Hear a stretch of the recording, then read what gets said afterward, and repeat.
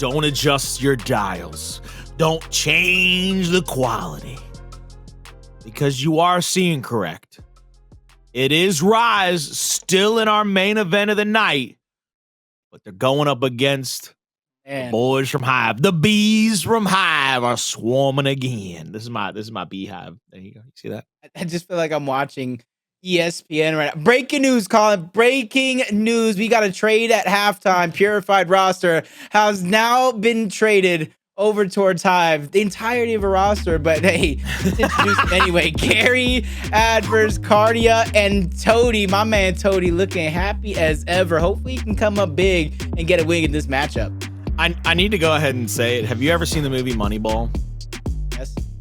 There's a scene in that movie. Yeah, it's exactly what happened in Moneyball, where he goes, I don't want you pitching against me tonight. So how about you go get dressed in the other locker room? That's literally what happened with Purified and Hive. We're going live with Hive. Toti has brought his talents to the beehive, baby.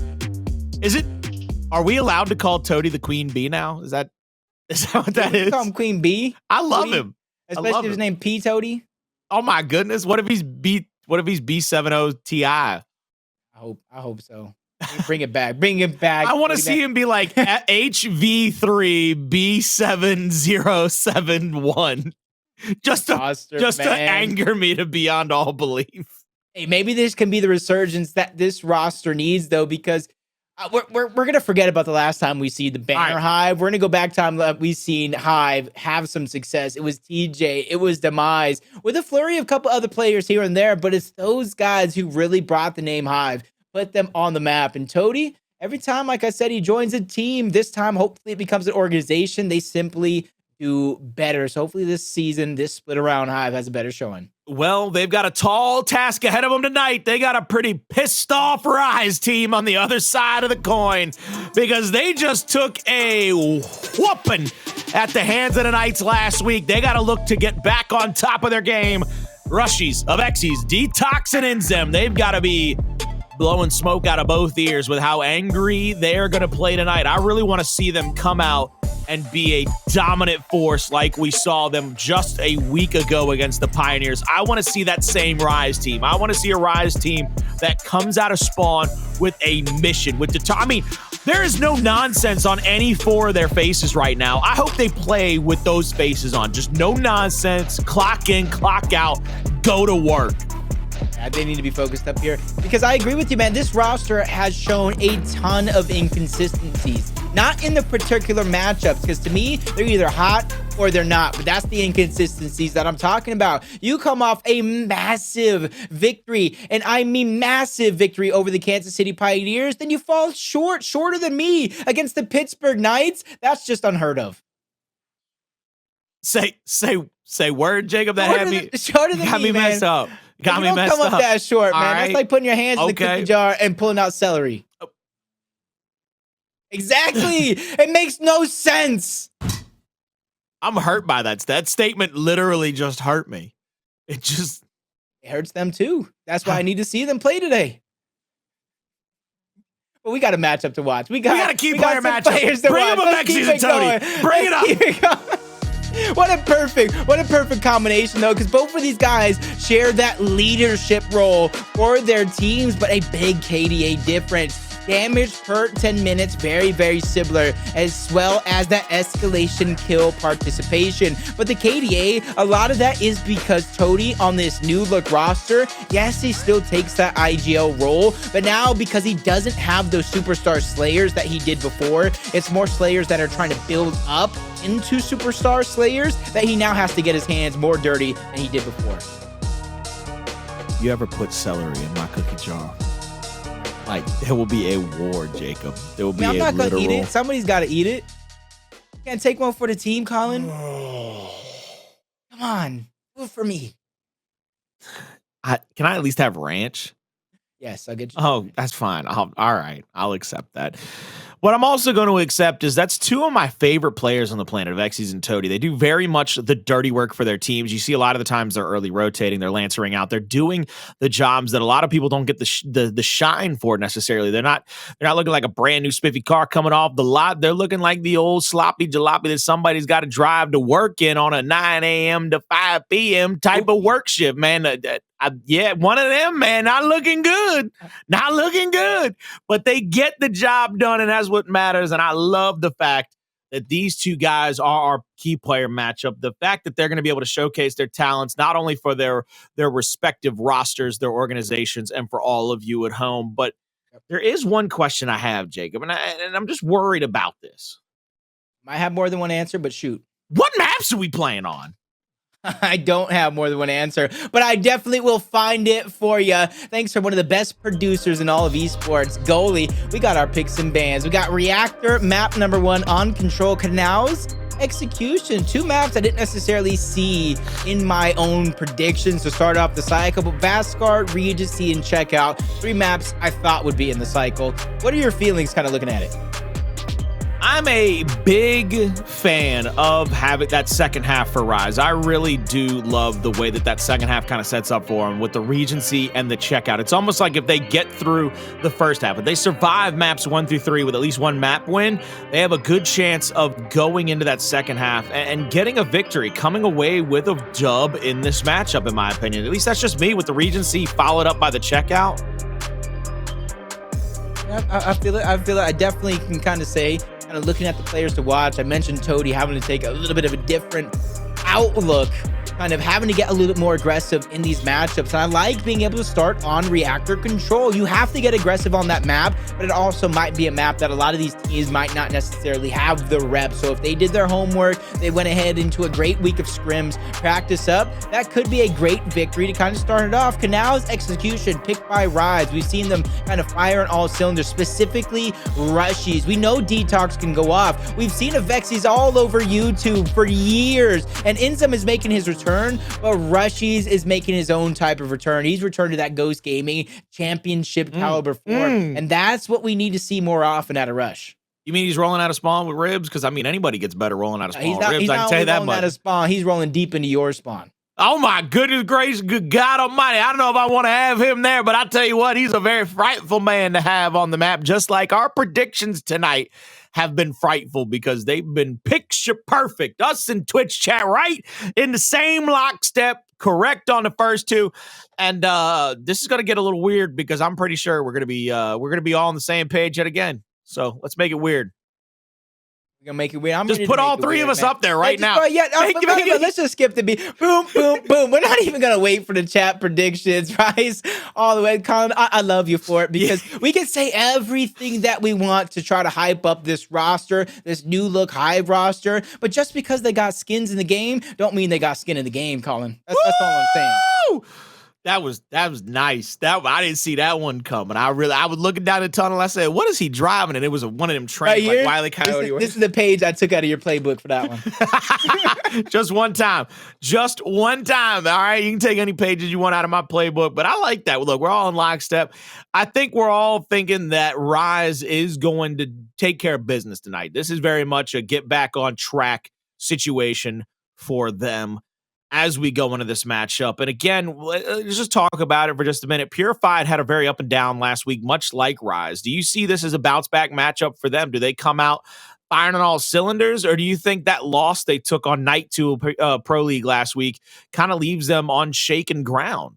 I think for both of these teams, this is a tester of a match because we talked about the inconsistencies of Rise. First week, they're hot, beating the defending champions. First week, they're not beating the team to beat in Latin America. The same thing could be said about this Purified roster. You had the clip of a lifetime with Toti staying alive in certain fights. You see them putting up big numbers against some big teams. They're just not able to pull out that victory. But this is where you separate the men from the boys. The second half of the season, Hive has a chance here to bolster up their spot in the rankings, especially when you have one of the best leaders in the game right now in Toti. As soon as they find their comfortability, I can see them making some noise. But when it comes to predictions, I want to win. I wanted to be the defending back-to-back champion. And in order to do that, I have to pick Rise in this matchup.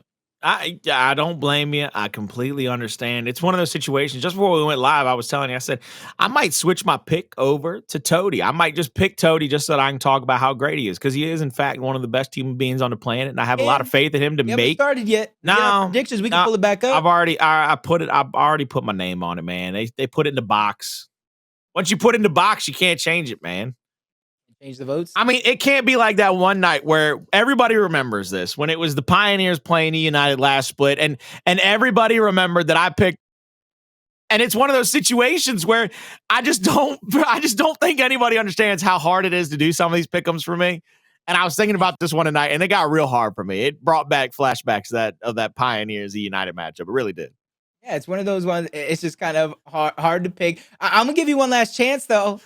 Because I mean, I got to switch up my pick when I was feeling it. Did he bring the box back? Yeah, let's bring it back up. Colin, we're gonna give you this chance. This is the chance, because I think me and you at one point or another, we were sharing last place. I call us the duo because we share absolutely everything, from a bowl of ice cream to a sundae at the end of the day. But this is your chance, man, to take your predictions in your own hands. I don't want to talk you into switching. Look, I want you to imagine the chance that you just gave me. It's my laptop. All right, Rise, it is. I think we're staying with Rise. We're not staying with the laptop, that's for sure. That one's gone. That honestly might be his third laptop. He's just buying the same one over I don't even know where it went. That's the problem. Like, sometimes I throw it and it hits something over here and bounces back. There's somebody out there right now, Colin, and I'm watching us on their glorious Xbox Series X. They're like, damn, I could use that laptop. Why does Colin keep throwing the laptop? Just give it to me. You really don't want to know why I throw that laptop every time. That laptop is giving me the worst headaches of my life. Like, I already hate technology. That one I think was trying to give me a heart attack. Fighting for it. Hopefully, Toti can give us a heart attack into this one. Honestly, I want to see this Hive roster really come out swinging. But at the same time, as this being our last match of the day, I want a map number 5, because I don't want Rise to continue to show those inconsistencies. I just want 2 of these teams, both teams with elite players, to really step up to the plate and knock it out of the park. One entertaining of a matchup for a game number 5, because I would be happy to be wrong and have this Hive roster take out this Rise squad. But at the end of the day, the game needs to be played. Toti and the rest of the squad needs to step up to the plate. And just like I put pressure on Chavi for that Team Queso, guess what? I'm going to put pressure on those young guns of this Hive roster, all the same. They need the pressure, and the main reason they need the pressure in this matchup is because, in my opinion, with Affinity on that coaching staff, he's probably one of the better game planners on the map. We saw his game plan that he put together against the Pioneers. We didn't get to see a great one against the Knights, but that might have come down to just execution of the game plan, much less the game plan itself. There's a chance that he very much game plans for Gary to keep him off the map, to frustrate him, to basically put him in the same spot that he was on last split, where a lot of players were having difficulties, or where he was having a lot of difficulties against multiple teams because of his over aggressiveness. Yeah, no, I like the thought of that. And almost on the side of me, you can agree with me, you can disagree with me, because I'm not even sure I want to agree with me, because it just popped in my head. And you know me, if a thought pops in my head, I feel like I have to say it. I put a lot of the pressure onto Gary, like I just said, but do you think there's a place where a lot of the pressure has to be on the Toti, to where a lot of the meta is aggressive with 4 superstars on your team? Toti has to lead by example, which would then alleviate pressure for Gary to go off, for Addvers to make even bigger plays. Or am I just crazy right now? I feel like I could be crazy. You are. It's all right, though. We're fine. We're going into Reactor. Yeah. Life is good. Life is great. We're about to find a couple of different team fights coming forward in Reactor, because it's one of my favorite maps to see in rotation for Control. But we might have a little bit of a delay. Well, we'll just look. By the way, I want you to know, just like on, what map is it?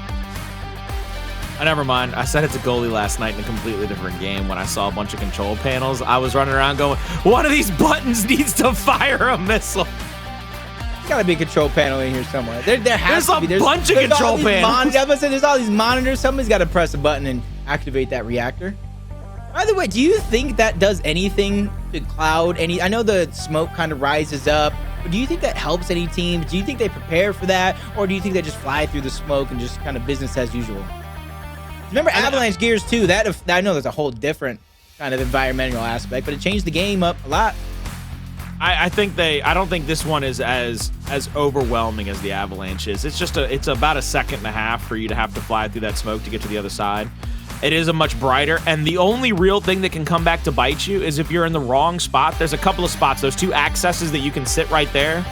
If you're sitting there when it goes off, you take like 2% damage. I didn't even know that. Yeah, you can take like just a hair of damage and sitting in the two of the wrong spots, so you can always come away with a worse situation if somebody's crossing you out or getting shots onto you. Knowledge from Colin right there. Do you know how many times you're surviving 98 HP? I'm surprised it hasn't happened just yet. As kind of waiting to get into this one. Hopefully both of these teams are kind of ironing out their last strategies, big initials, because on Reactor, we know it's a little bit of a different strategy depending on how you want to run it. You can either bull rush towards that hill, try to get the frag grenades underneath your control, or you could try to play for that torque bow, send a guy out wide, play for that top middle control, and play for the overall bigger picture. Because if you get torque bow, you get some top control, you're able to stave off a big fight from the hill itself. I think you could set yourself up for some big picks, some big eliminations, or at least at the very minimum cross. I'd shout out Craig the Brute in chat, Jacob. My man said, you see all those ruined computers? I threw them all too. Reactor's just calling all of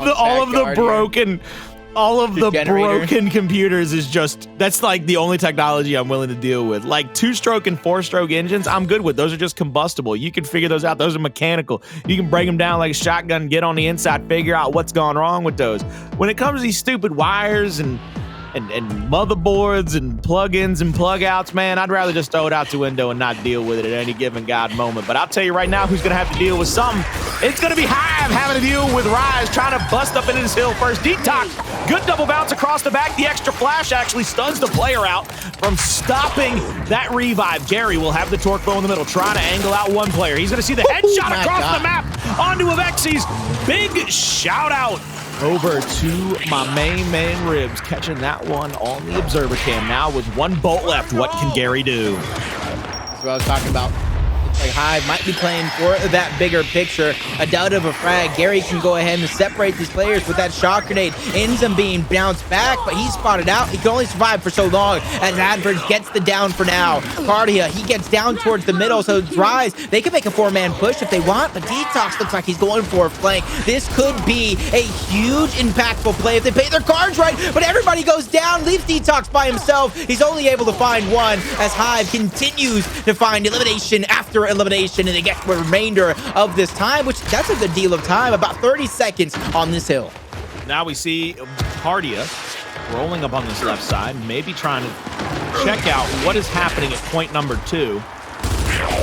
Actually, Toti's over there as well, and it looks like they're going to draw back, try to give some help to Addvers here in this situation, because Addvers, to me, was in a pretty sticky situation, and they're actually going to lose Kardia there, and now 3 players still left alive, pushing against Rise. Rise has to push all the way across this open field to try to get to that point number 2, but man, this is why I always make the statement. That I think Reactor is a much easier map to play defense on than Ritual because there's so many less covers. Yeah, and not only moments that, like that, really only 2 passageways you can kind of go. So even when you're kind of gearing up for a push, you're giving up so much information to the defense to be able to do whatever they want with it. As Toti's going to back up for a short moment, returning back to try to take advantage of the flash, but he does so by himself, which cost him his life, which is allowing Rise to have a man advantage in this situation. Gary's has the Lancer out, but only able to get it down. Rise continues to put one foot in front of the next to push forward, gain control of that hill, even on the other side of the map. Rushiez wins a big 1v1, so you know exactly where these players are going to spawn at. Here we come into the next fight. Toti's having to back up, been tagged up just a little bit. He's got teammates behind him. Rise will have taken over the hill, and they can get the advantage here. They can kind of bleed this down to 10 or 15, have the advantage going into P number 3, which is that bottom middle sector. or excuse me, that bottom left sector on your mini-map. If you can see already a 3v2 mounted up over there. DeToX is actually waiting in the wings, waiting for somebody to maybe make a mistake. We're going to go live with INZEM, who will have the flank if you can win one of these matchups. Back and forth we go across the map. Toti shoots out a torque bow, not able to get any kind of cross there. No kills coming through. He's going to back up, go for one of the players of Rise, who's playing across that smoke. They get one kill. Now they got to worry about the other one joining back into the spawn point. One player left from Hive. He's going to go down, and Toti's going to push back up. He gets hit by that first shot over the top of the cover. Rushiez trying to answer back, but only able to get a ton of damage. It looks like Toti threw out something. It might have been a flash grenade, a little utility there. 3 players from Hive mounted up at the backside of this hill. Flash grenade in, but not in time to stop the revive. Here comes 2 more players up the stairwell. They're going to have to push back in, but DeToX is getting a ton of damage. He's getting a bunch of downs to try to stop multiple players from pushing back into this hill. He finally steps up, but he gets shut down, and Hive somehow has found a way to fight back into this one. And Toti got that quick spawn towards the top half. Rise didn't even see that one coming. But Rushiez, like I said, playing in that championship caliber form, is able to get 2 of his own. Avexys trying to be the hero. Rushiez is still not down and out just yet, but Addvers finally gets the meat shield, but it's not going to matter. DeToX Avexys working together with the cross, able to get him down. Continued teamwork is going to lead to another elimination onto Gary. And Rise, after such a bad start, not collecting the right weapons, have turned it around to give themselves a little bit of a lead. INZEM's going to go down. Avexys is going to try to mount up here with that long Lancer in hand. Smoke goes out. Back A there onto Toti as he sat on that cover. They got 1 more kill to worry about in this situation. Trying to chase around, actually. Playing a little ring around the rosy. Pocket full of posies. Ashes, ashes. There goes Kardia. Now it's going to be up to 1 more player from Hive, and that's Addvers. Avexys, Addvers in a 1v1. Shots across the top. There's the down. There's the meat shield. And with a few fleeting moments, they come away with the hill, and you can see Rise already rotating over, but it looks like Hive will be set up at P4 already, waiting at that torque bow. 3-5-2 on that last hill in favor of Rise as they created some separation. Very early on. That's only 3 hills so far. Gary's going to connect with the torque bow. We need to see him. That's his 2nd torque bow of the game. He needs to start heating up. Addvers gets taken out elsewhere. The pressure is beginning to be felt as Gary's trying to back down. Toti finds a big elimination as they continue to find one after the next. Rushiez goes down. DeToX is going to fall. They finally get control of this left side of the map. Gary only has 1 torque bow left, but the lead is beginning to get chopped down. Gary uses that 1 torque bow to perfection. He knows another player is on the way, but he oversteps his boundaries. He's able to get 1 and stay alive, which is huge for Hive. Yeah, you can see Gary trying to rotate back and forth on this cubby, trying to just stay alive to be the first line of defense for his squad. DeToX is going to get some help here from the 90 degree. Push 1 player off. They're not able to get that kill. Gary tries to double bounce into 1, but the next up A from Avexys actually finds it down. 2 down and dead. Now 3 down and dead. It's up to Addvers, who's going to be flanked out. He goes down. Rise will take back over. Rise will take back over that hill and be able to take over the last 30 seconds or so, trying to build that lead back up there. Probably going to go in for at least a 20 or 30 point lead before they start rotating over. But once again, Hive, early rotation. They've given up the remainder of that hill to try to set up a defensive stand here at that next point, which is in the bottom right-hand side of your mini-map. And you can see they've already got 2 or 3 players in the area. They're going to bleed this one dry, but maintain that top side of the map because that's the spawn point that gets you attack from the high ground. A quick down onto Gary. He's going to be forced back. A couple of seconds where he's able to get that DPS, but Avexys with a flank. They cleaned that one up in the blink of an eye. Rushiez steps forward. A great high-risk, high-reward play, but Toti is not one to be messed with. He gets 2. DeToX tries to even it up. He's going to stay alive, but he will not be able to get forward. He's actually getting flanked all at the same time. Kardia and Gary are going to be credited that elimination, but the hill is anyone, and it's up for grabs. INZEM has those frag grenades, and it 3v2 advantage for Rise. Go into the next fight as INZEM's going to roll through the smoke, try to get into an area to try to Lancer out. He's got 2 frag grenades, drops 1 at his feet, now drops the other one at his feet, trying to find damage. Won't be able to find either of those kills, though. He goes down. Toti rotates back. DeToX is there for the Lancer damage. They're going to be able to find the pickups on both of them as well. What an incredible set of circumstances by Hive. They are fighting back into this, clawing their way back into this map 1 second at a time. Addvers, torque bow in hand. Just trying to find a possible pick. He's going to see the mark out on DeToX across the map. Throws it deep, won't be able to get it. Now is rotating back, looking for anybody from Rise that he might be able to tag up. Goes to show, man, with how inconsistent Rise is being, and how much of a fight Hive puts up, even in the losses. I said this was going to be a test. This one could go the distance, 5 straight maps, but there's only a few seconds left on that clock. They're going to concede it, try to rotate around, but this is where, if they know they have the advantage on this side of the map, I feel like they need to go ahead and continue to push on these players if they spot them out of position. I will see the rotation from everybody coming around across the middle of this map. A couple of kills coming through by Hive. They're continuing to hold up a defensive stand here, not giving up much of an angle to anybody. And I think Rise has to be careful here because of the fact that they were very much so in a power position earlier. Now they're starting to let it slip away from themselves. Next kill's about to spawn in front of him. INZEM standing next to one of his teammates, but here you can see Addvers, torque bow in hand, 2 bolts left as well. Try to use to stop the neutralization from Rise at the bottom side of that ramp. First torque bow out, won't be able to find anybody. Now the second bolt is going to have to be pushed off for a later date. Won't be able to be used. Here comes the active, sees the misroll. Won't be able to catch INZEM with the misroll either, but he still ends up getting the kill with his teammates lancering out for him. Beautiful job by Hive as they continue to put up an incredible fight here at this point.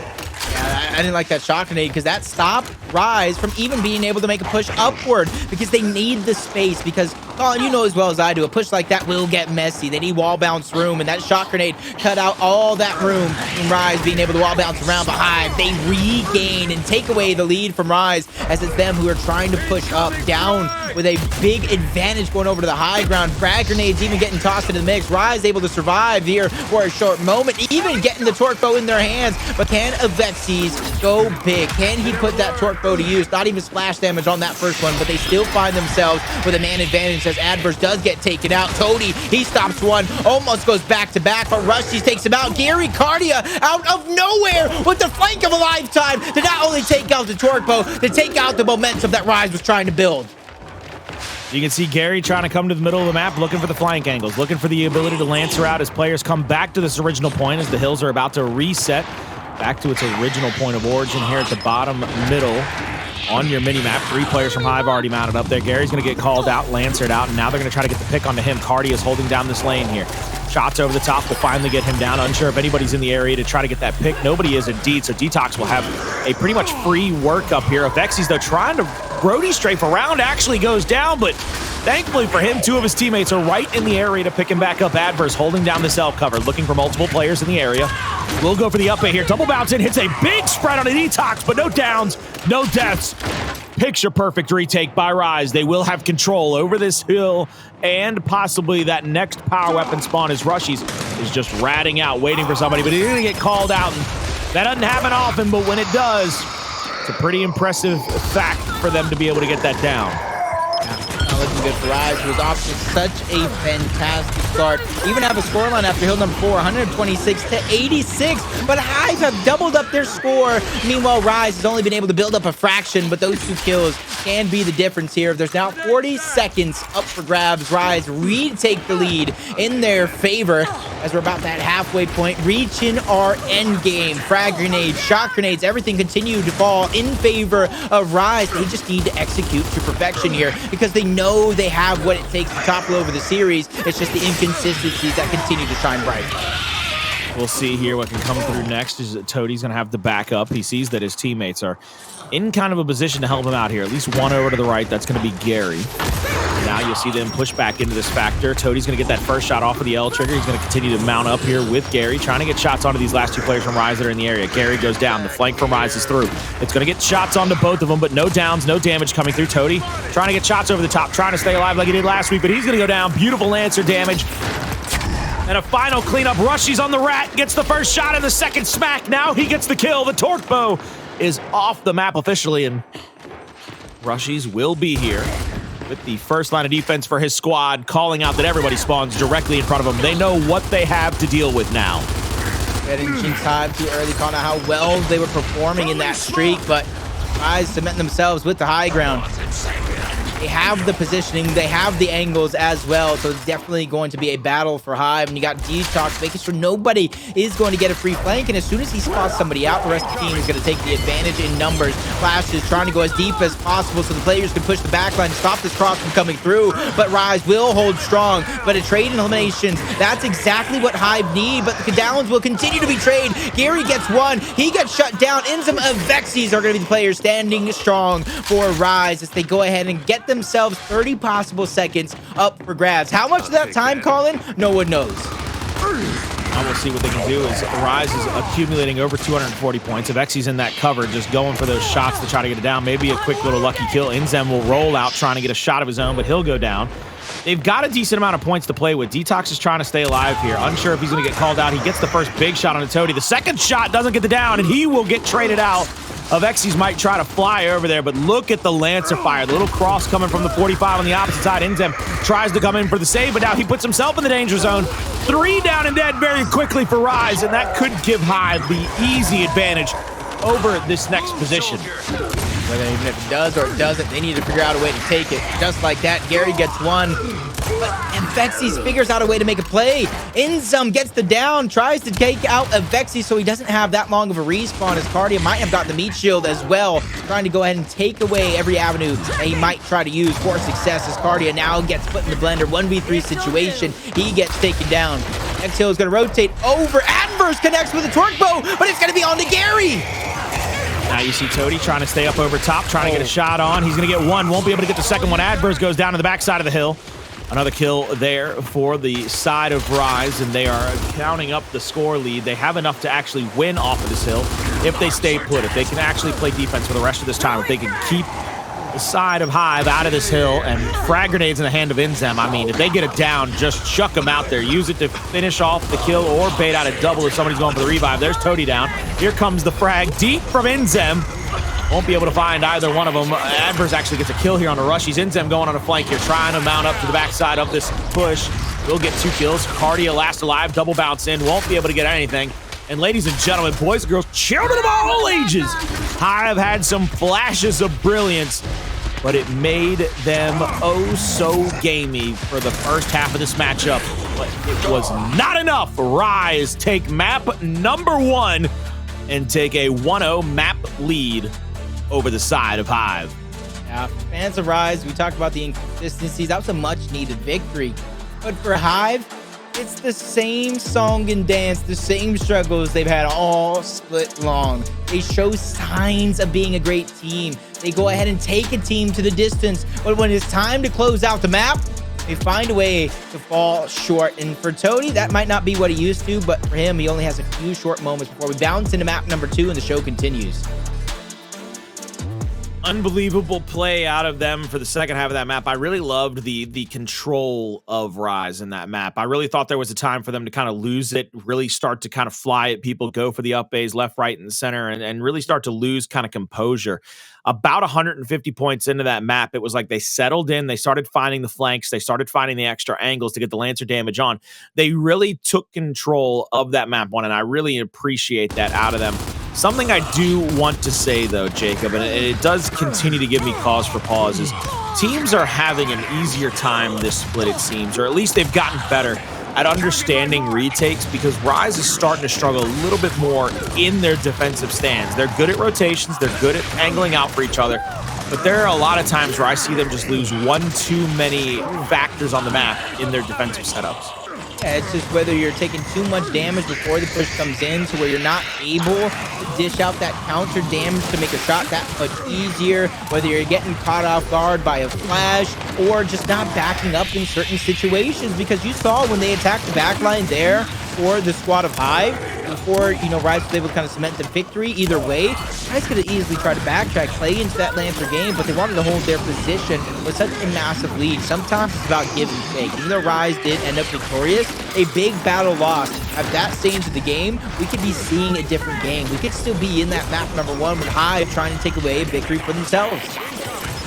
Well, Hive, they started struggling, and when they started to struggle, you could actually see kind of the gaps start to arise in their team fires. Like, even right here at the end, that little double shot by Rushiez at the very last second, everybody was kind of playing just outside of help range, in my opinion. And sometimes you've got to be a little bit better at understanding that distance, whether it's the L trigger, whether it's the hip fire. You got to understand where you are in relation to your teammates. And there were a lot of times it seemed like Hive, after the first 150 points of the map went by, they started kind of finding those gaps a little bit too big, a little bit too overwhelming for them to retake on. We go into Canals and we have the return of double long shots on Canals. So maybe not as crazy as a push toward that middle bridge, but once again, we still have those overtime hills to keep notice of. So do you believe we are still going to see a pretty heavy emphasis on that mid-bridge fight? I think we are going to see a good emphasis towards the bridge, especially for our front spawn players. Sniper's still going to be picked up all around. I think things might get switched up towards the tail end of the series. We might see Sniper not get picked up as much. Maybe some bum rushes through the waters trying to catch some players off guard. Maybe some 2-2 splits. I think this is the biggest chance ever from when the Snipers weren't on there to see a Gears 1 S style of matchup. But because of certain things, because of lack of active downs, the biggest difference there from this Gears version and the previous Gears version, I think it opens up for different strategies later on in the game. But I think with the Snipers being back, players want to try to utilize that. Try to figure out who has the hot hand early on, especially if you get that mid-bridge control. You can't weapon slide like you could in Gears number 1, so you can't easily get a free pair of frag grenades if it's not contested. I also am really concerned with the idea, and it was always the position I liked to play when I thought that I had any chance in heck at being anything good at any Gears previous to this. I was always a back connector player. I loved playing across those back bridges, trying to put pressure on the enemy sniper or possibly defend against an overload on that back side of the map toward those frag grenades. I think now we're going to get to see a lot more emphasis put on those back connectors because it's the easiest exit for those long shots. It's also the easiest entrance for your opponent to try to get to your long shot side of the map, your long shot bridge. There is a ton of advantages for teams that can kind of take over that mid bridge. And I'll be curious to see how Hive handles themselves because I don't know necessarily if they have a ton of long shot gods on their squad. They have some good power weapon players, but I mean, you look across the map, you got a DeToX, you got an Avexys. I mean, both of those guys have been historically good power weapon players. Right. So I'll be curious to see who picks it up for the side of Hive and how effective they are at using it, really. Yeah, no, I think I love the way that you pointed out and kind of combine that with the fact of if they don't find themselves with a hot hand, who makes the call and what is that strat going to be? Like I said, you overload the water. You try and get that torque bow because you got to think if you get the torque bow, you stay alive, you back it out, you can easily go back and get that sniper uncontested. So you'll have 2 power weapons instead of 1. You can overload that top half, have one player play aggressive or try to get across. Another person can try to get in that big elimination. But the biggest thing is if you do make a play without the sniper for that middle bridge where the frag grenades are at, you need to keep in the back of your hand. If your opponent picks up that frag, they are going to be staring you down like a hawk, trying to get that headshot. Even if they don't get the headshot, we know how much of a difference maker even a body shot can make in that exchange. And I know Blaze is sitting there agreeing with us. Give me the snipe, boys. I'll show you how it's done. So if you guys want to go ahead and get any tips, make sure you guys watch some Blaze's old gameplay at that if you got a few short seconds to get into this big match. But the biggest thing I'm going to be looking for, Colin, is the switch up of strategy. Yeah, you can watch a number of players historically on Canals that have been, those sniper lords. I mean, if you think about it, you can go back and watch gameplay from Mental when they used to have Mental weapon slided. You can even watch Lava when they first brought Lava over to that Denial roster and he started being a power weapon player, just to try to put Mental into closer fights or CQC fights. You can go back and watch Critical Kyle, a big power weapon player. Memory lane. I didn't know we were going on a trip. Hudson's. You could go back and watch some Hudson's gameplay, some Eternity. You can go back. I still to this day, I always laugh at this. That Enigma 6 roster had 3 of the best sniper players in the game at one time on the same roster. And I'm like, come on now, that's just selfish. That's just selfish in my book. I know everybody kind of makes the case for being the best sniper, but who would you think is the best sniper for that game? I think Hudson's and Gears UE. Oh, Hudson's number one. That comparison with the sniper beats any comparison. Any person in Gears 1, any person in Gears 2. I don't know if anybody in the chat, I think this would be the perfect time to get the chat involved. Who is a better sniper than Hudson's and Gears UE? I don't know. And I think, and one of my favorite things, and I got to experience this firsthand as a fan because, as you know, I was a fan long before I ever got to be an idiot on the mic. I really enjoyed seeing the crop of players pop up at early stages of Gears 4 when we had the M bar as well. I mean, there were shots on Dam by Identives through those little cracks in the pipe where he's getting headshots to, and I'm sitting like, I'd never even thought about it. I'd have never even what. My brain. Trick on Harbor too for when you would try to anchor yourself towards the top half where you see a lot of players doing it now.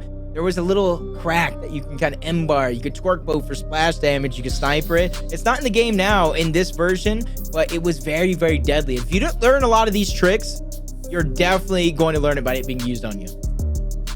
Well, we'll get to see what they do here as we are about to roll out a spawn on Canals. I'm really happy they brought back the double snipes. I know that was something that almost hurt Blaze emotionally, like if it was a personal attack against him. But I'm also pretty glad. I mean, for me, I was happy. I was like, go ahead, take the double snipes out of here. Go ahead. For me, I'm okay with it too. I wouldn't die to him anymore. That's what made me happy. Trying to lance it for your squad. Oh, you got your sniper. That's right. I mean, you should see it when I play this map now on control. You should see how much my head is on a swivel, making sure that both long shots are off respawn before I even try to lance it. Ray versus Avexys, and Gary gets first blood. Avexys no better to overstay as well. Gets another body shot as Kardia gets saved there for that moment. He was going to go down. I do believe it was Rushiez with DeToX now on towards this middle bridge. Did a good spot to get some chunks, but too much. Players going wide, left and right. Toti being a defining factor in that round for this Hive roster to go and be victorious. Well, first round under the belt for Hive, and they were very good in the early goings of last map as well. So I'll be curious to see if Rise begins to get a answer back in the next few rounds, as they did as well in the last map, map number 1. Round number 2, rolling out of spawn. We'll see if Avexys loses his head yet again. He knows better. It's not going to happen again. You don't think it'll ever happen again? Never again? He knows he overstated aiming. He aimed way too hard. He didn't even look at Gary for that moment.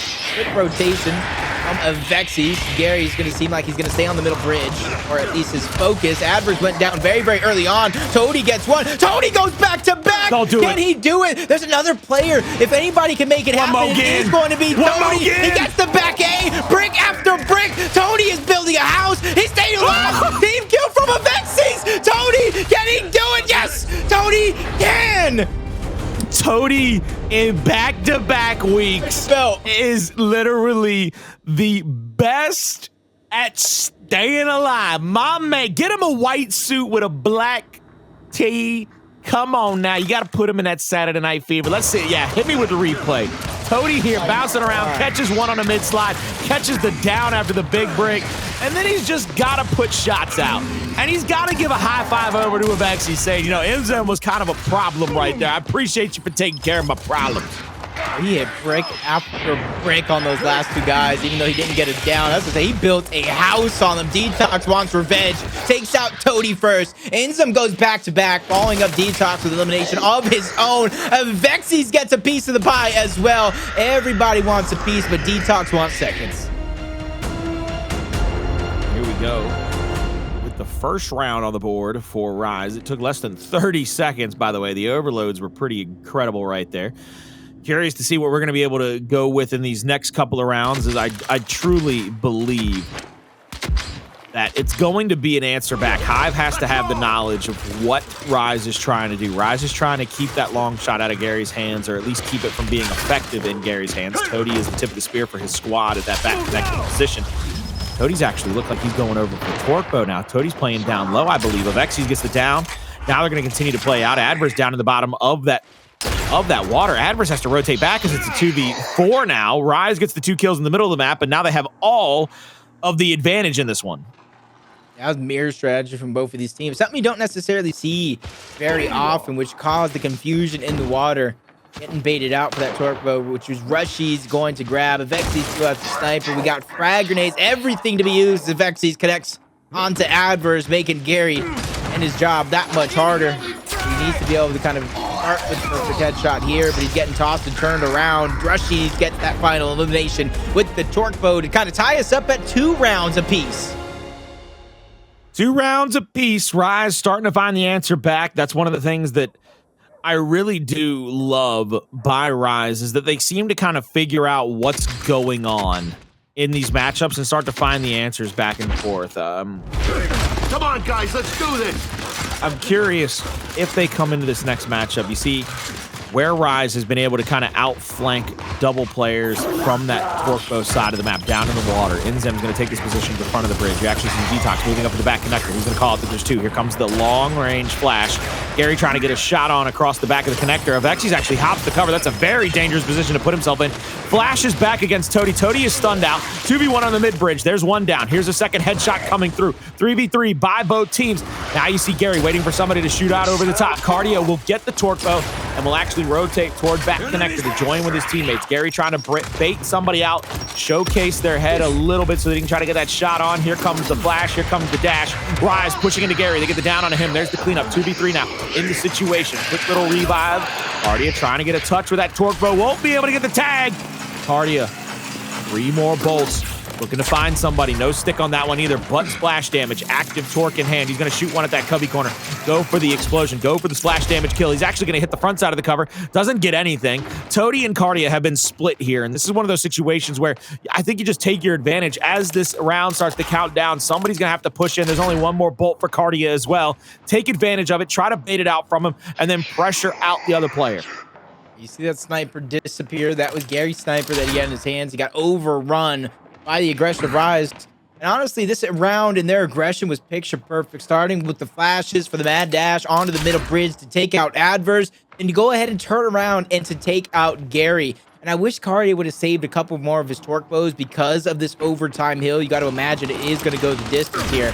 Sniper's possibly coming up as well, so another chance as Toti picks up 1. All they need is 1 picture-perfect connection with either one of these weapons to even up the tides. This overtime is about to pop. Kardia spots 2 members in front of him. Could be an opportunity here for Kardia to step up big, and he does. He connects onto INZEM, bringing it down to a 2v2, but DeToX knows overtime is more important. Toti's going to hop in. The damage is being taken. A down from back-to-back players, and Hive will escape with a victory. Hive come away with that one by the skin of their teeth. Good job by Hive to rotate around the map, understand where the overtime hill is, and continue to give themselves an advantage in the situation. Kardia picks 1 coming off the stairs with that last bolt, knotting it up at 2v2. Now just Toti has to stay down. Once again, Toti understanding how cover works in this game. And people always keep saying it's not a cover shooter. Well, back-to-back weeks, Toti has proven every single one of them wrong, especially when it comes to execution and 1 life to live. Hey, Toti knows how to play. Like, he actually knows how to play as Avexys, and Gary squares off again. Gary's not one of those free frag grenades. Go over to Rise, making DeToX choose something better, but both of the snipers are now towards the high side. Avexys is going to get spotted out if they didn't already know he was there, which gives up that free frag grenade, which Gary was just shortly watching over. They're going to be used. They want to funnel out Toti. He's going to go down. Sniper attempt in the books as Avexys narrowly misses that one. Hive forced to back up. This isn't necessarily such a bad situation here if they can get a connection. A lot of pressure onto Gary to find a way to at least a body shot. Hive needs to clean that one up. Possibly a connection with the torque bow as he lands a shot. Addvers needs to turn around and try to clean that one up, but he's actually going to try to stay alive and prolong this round. I'm going to be honest with you right here, Jacob. Without Toti, I don't want to say it like this, but I almost give Hive no shot to come back in this round. Oof. Because of how many rotations I know Toti calls out for his squad. Do you see how they're playing so far back? I know that I understand they have a long shot of torque bow, but they haven't even acted like they want to make a move somewhere, whether it be the back connector or the front side of the bridge. I'm just not sure I can necessarily understand what their play is going to be. 30 seconds left. Maybe you're going to rely on the torque to get the splash damage. Go off the top of the pillar, trying to catch somebody off guard.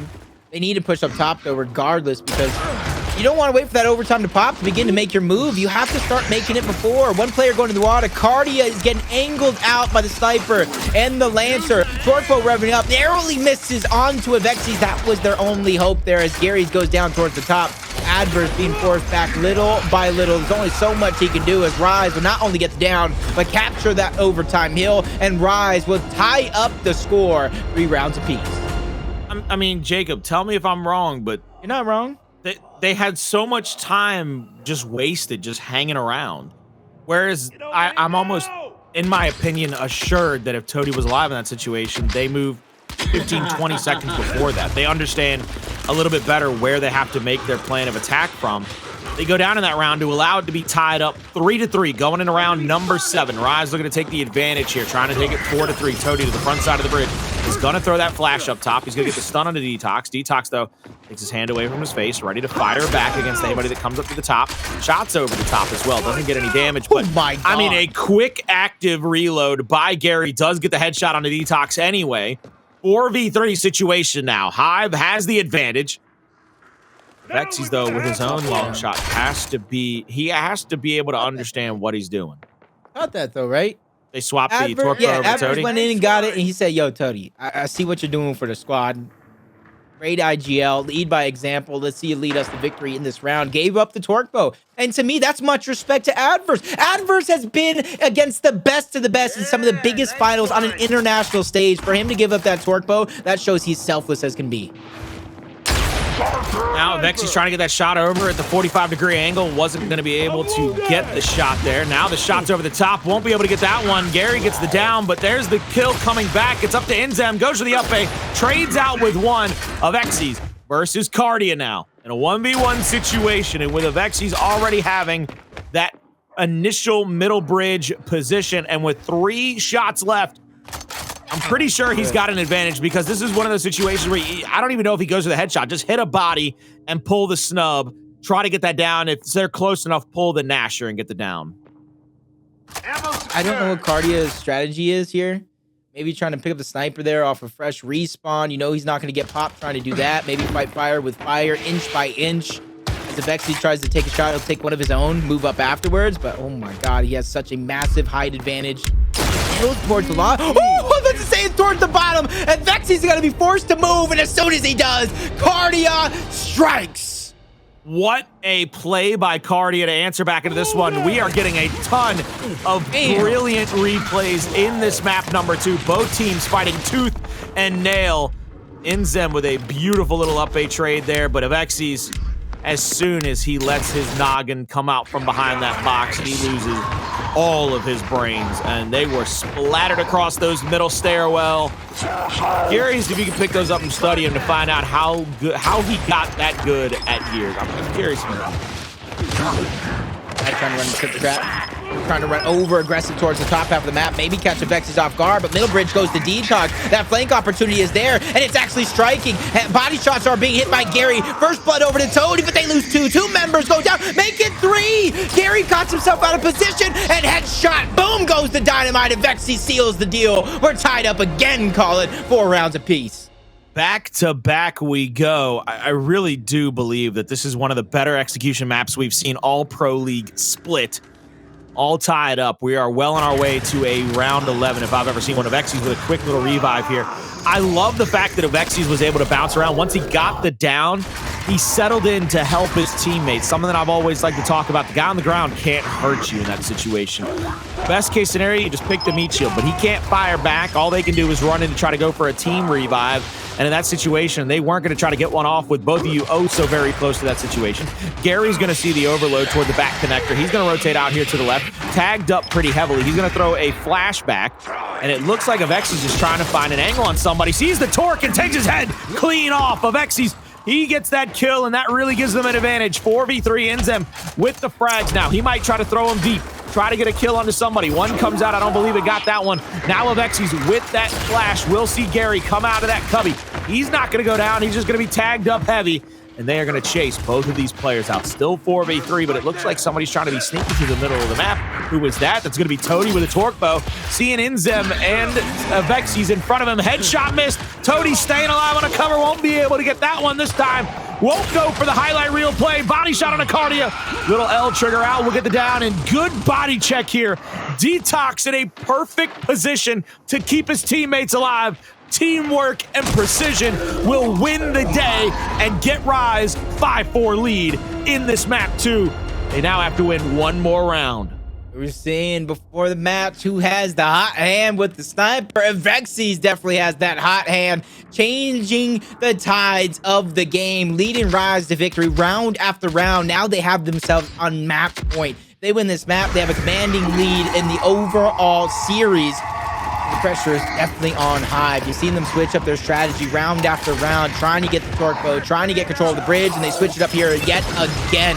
They're going to go up top, put 2 players there. DeToX sees it. He tries to take advantage of Kardia, but first blood is in the books thanks to Gary. Now Gary, all he has to do is angle out another player here, try to get some body shots, force his teammates into some better positions. Avexys is moving across the back connector. See what he can do. Looks like Avexys is going to try to push in here, try to get that secondary down. He's going to clean up both of these kills. I wonder if he'll go for the revive. He will indeed go for it. Kardia and Gary last alive for their squad. 2v3 situation, and Kardia moving into the mid-bridge. We're seeing the same thing here. Gary is on that snipe bridge, just looking across, trying to find the angle, but Rise again has him blocked out long enough for them to get the kill, and Avexys to finish it off by creating a mess on the walls. That poor custodian is going to have a whole hell of a lot of cleaning to do here on Canals after Rise defeats Hive in a 6-4 fashion. They take a 2-0 map series lead. Can they finish it off on Escalation? Find out right after this.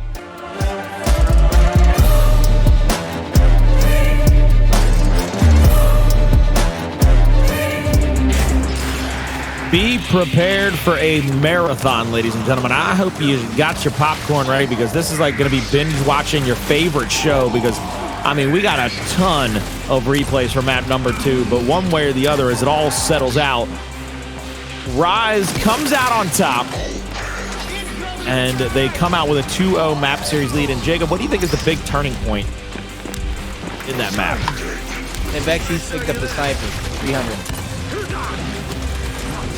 That's the biggest turning point. You see how great Hive was doing. They were waiting strats around. They were making sure to try to keep the Rise team kind of confused about what she was. But at the end of the day, you put a player in front of Avexys, he's hitting that shot almost every single one of these rounds. It was him that was the defining. Okay, I said almost. Except for that one. But he was the defining force. Yeah, headshot after headshot. Even when he didn't have the headshot, look at the plays that he's able to make. I think putting Avexys and picking this map in general, I think this is where teams have to take note. Figure out a way to ban out Canals. Not play on Canals at all costs.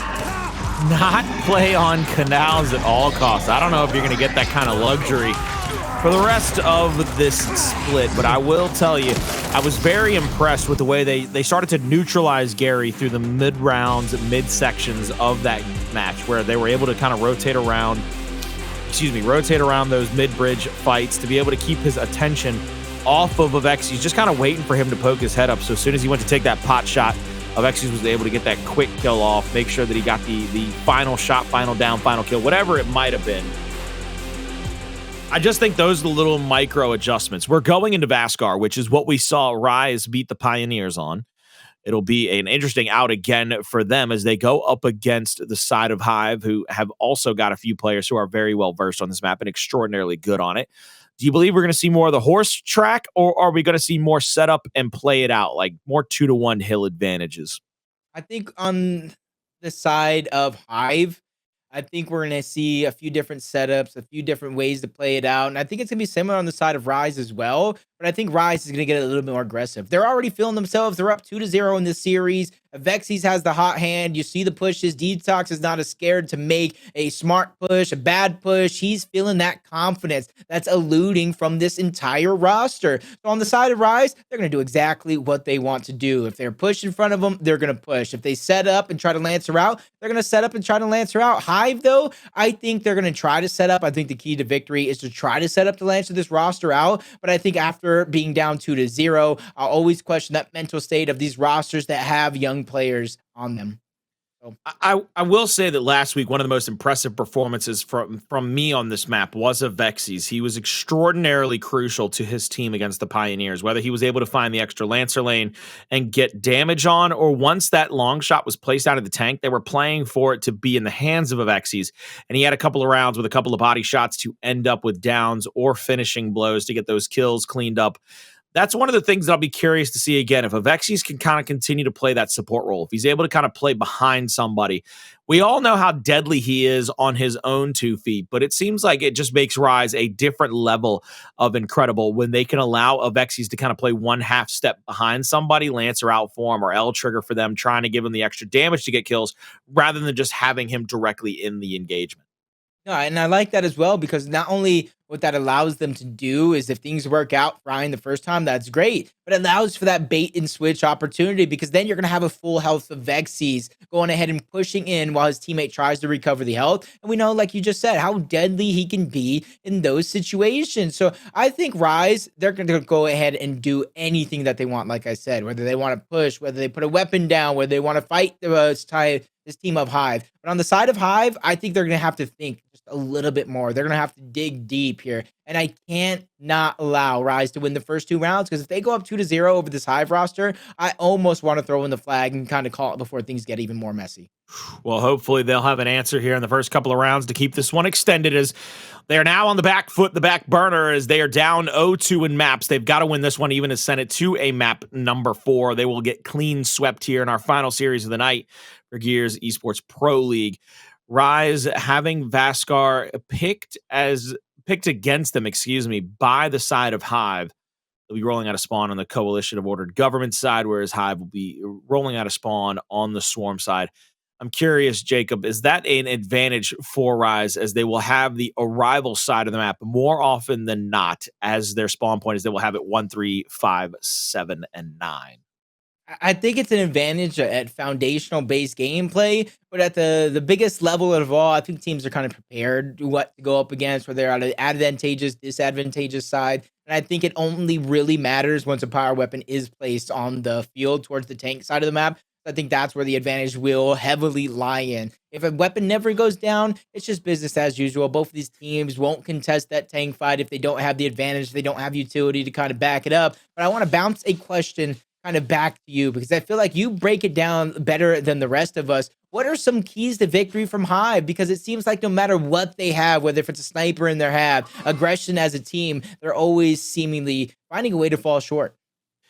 Well, I'll be curious to see what Hive's answer is if they come out guns a-blazing in this first map, because they've got to feel good. They've gotten a big win in this pro league. They've got to feel like they can kind of contest the big dogs of our scene and of our pro league because of that earlier win in this pro league split, and also because of the talent they have on that squad. They've got to have a lot of confidence coming into this one as we go through the fly through. Once again, Rise up 2-0 over the side of Hive. This could very well be the final map for Rise in the series and our final map of the night. We will be rolling out a spawn, and we will be on the backside of Avexys, who's actually rotating through the middle just to try to body check, I think. We're actually having a complete differentiating split. 3 players from Hive go straight to B, and 3 players from Rise go straight to C. What this opening strategy does, even though you saw an early lead go over to Hive for a few seconds, it's forcing Hive to make a play because of that counterclockwise, clockwise rotation that everybody is forced to do. Toti goes down for a quick second. Nobody's going to be able to clean that one up, so it's just a down, but Hive have this 3v2 advantage. They have to take it rather quickly before Rise takes note and takes advantage of their own on the other side of the map, in which why we jump on board Gary. It's about the time he's buying his team on this side of the map. You see they're already overthrown the hill. He's bouncing around. He's able to get one before he gets shut down by INZEM, so he did just enough to give his team the advantage off that break. Yeah, and you see INZEM actually taking over that B hill. It'll be a 2-1 hill advantage for Hive if they were to pick up their home, but it looks like Rise is going to have to come in a 3v3 fashion and try to win their own home back. Flash drop to defeat a Kardia. Now Kardia looking for the wide angle here, trying to get shots on. And by the way, I am glad that Hive's back in Pro League, because I hate to say this, but I really do believe they have one of the top skins from the esports side of things. Those Hive skins just look oh so good. That blue with gold and red trim. you talking about Hive skins? I just saw the Obey one right there that they used to have out. So that's classic, baby. I just think a lot of these Gears esports skin, I think they're doing quite all right, and I can't wait what's more to come. I can sense another Gears iteration on the rise, but we have to definitely see a lot of these top teams remain these top teams in order for them to kind of get granted that same position. But Addvers gets flanked out, but he turns, he burns and takes out Avexys. That puts Rushiez out of position. 1v1 opportunity from Gary, he's unable to capitalize. This gives Rise a huge advantage in the remainder of this match, especially with INZEM going absolutely bananas on the other side of the map for a 2v1. Triple cap domination is certainly guaranteed, as Gary will not be able to contest that hill in time, and Rise will start off map number 3 just like they left off map number 2, and that's with a victory. Right back where they started, Rise find themselves up 1-0 in this situation. Avexys and Rushiez, no kills to their names, but plenty of assists, plenty of damage. And I think that's one of the things that I can take away from this team, is I genuinely believe that nobody has become very selfish on this team. Nobody's really caring about their stat lines anymore. They just want to get these wins. They want to figure out how to get them in the best and shortest and quickest way possible to move forward with their next advantage. We come to round number 2. We will see Hive be sending at least 3 players across from A to C. Rise will be sending 1 or 2, maybe even 3 through B. No, they're going to send 1 player back to the middle. It's going to be a 2v1 here. But the king of the sneak gets one. My God almighty. Like, that man is an assassin. Like, how does he just find these angles round by round? I'm flabbergasted. Everybody used to call him a rat. He is the rat. Call him Stuart Little at that. As you see, even Avexys is feeling that joy. Quick headshot with the DeToX, backing down, just set up. And that's one of the things I know you kind of pointed out beginning of the match. Who's going to set up? Who's going to get aggressive? I said Rise, it depends on the situation that they're given. A setup, they're definitely given. Flash grenade there into the mix. They're only going to lose INZEM as Avexys gets a double kill. They're going to capture that hill, possibly even more. Rushiez wins his 1v1 on the other side of the map. Back-to-back triple cap dominations for Rise, and it comes in way of at least 1 or 2 massive team fights at the end of these rounds. Beautiful job again by Rise. About a minute into that one, I really put that on the back of Rushiez. Rushiez with that first kill, and then the damage he put onto that second player kind of opens up a lot of the area for Rise to kind of rotate around the map as they please. Not only does it start to shut down that retake over the Sea Hill, but it puts that second player into a very discombobulating spot. He's not sure if he's going to get shot on with a Lancer taken down, so he has to take cover for a moment. And then you see the overload by Rise from B over to A, followed up, of course, by the headshots from a guy like Avexys. I mean, just continuously staggering out these kills and deaths against Hive has really put Rise in a driver position. 3 rounds away from a 3-0 victory here against Hive. Where do you see a very, very similar strategy at round number 1? Rise, they kind of send 4 players to the top half of the map. They have Avexys kind of anchoring with that DeToX while they overtake the hill. Once again, only a few short seconds of lead for Hive before that one immediately vanishes thanks to that home-to-home hill capture. So Hive, once again in these rounds, is forced to make a play. I mean, Hive. I don't know if I said Rise. Hey, everybody's trying to make a play right now. It doesn't matter if you're on Hive, if you're on Rise. We're going to have a 2v1 hill situation, but Rushiez might make it back in time for the revive, and he does indeed. Now Toti's trying to win a 2v1 against Avexys and Rushiez. Rushiez will rotate back. Toti will chase him out here. L triggers galore. We'll finally get that down, but there's the flash grenade to get the stun. 3 players from Hive are trying to come off of respawn to help retake the Sea Hill. There is a possibility for a triple cap domination here as multiple players are starting to enclose on Toti. They'll step into the A hill to ensure there is no triple cap domination, but kills being traded out back and forth. As you take a look down at the bottom of the map, you can see that kill feed lighting up red and then blue, followed by Rushiez getting into the B hill. He's going to throw that flash out, trying to find an angle here against multiple players. He's going to get challenged by 2, and he has no help. It's a 3v2 on the other side. and it's a 1v2 here, and it looks like Kardia is off to the races to try to save his teammates. Now, simultaneously, this all happened in the blink of an eye. Rushiez called out too, and you saw it on the other side of the map. Rise used that as a way to go. They pushed forward, getting the decap on the hill, continuously pushing forward there into your kill feed to get those eliminations, and they're doing a full circle, going from home hill to this neutral hill, making sure that they at least take out Gary and get that hill under their control. But taking out Gary's the biggest thing. They can't have anybody ratting around the back line. See DeToX looking over the top of the arrival spawn area, 2-to-1 hill advantage, and as we get further into this round, as it is 160 to 150, there may be a chance for you to come back, but you're gonna have to get this decap here very soon. See 3 players pushing up to the arrivals. Avexys continuing to back up 6 more shots. He's got 1 more cylinder worth of ammunition in that Boltok, and if anybody's as deadly on the game as Avexys with that Boltok, I would sure love to meet him. He's going to roll back up after getting that quick little revive off. Now all 4 players back up. It's going to be time for one last push across the middle of the map. They're going to have one more opportunity to try to go for this retake. And now Avexys misses the first shot. Second shot is a headshot. It could be able to give you a chunk or a set down. DeToX playing the backside of that L. Gets the first. Rody strafe into the second. Almost turns and gets the burn. The incineration on the third, but he won't need it. They're going to roll over to the C Hill. And my man hitting the zombie emote on him. They go up 3-0. Rise in dominance of this map 3.